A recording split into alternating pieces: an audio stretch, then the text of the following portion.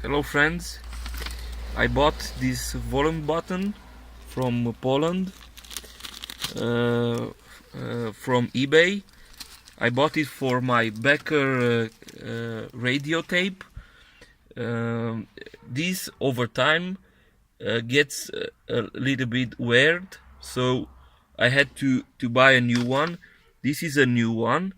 It's not an original part, but I think it's a very good made part. So now I will change it. I have to take out the all button. In order to do that, you just grab the button and you pry it out. So look, it became loose.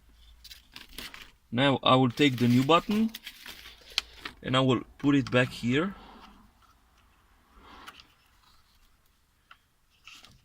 So I'm gonna push it now. Okay, so it started, so it's working well. You can find this button on eBay. You just have to search it. This car is a w124, so you just have to search w124 volume button and you will find it.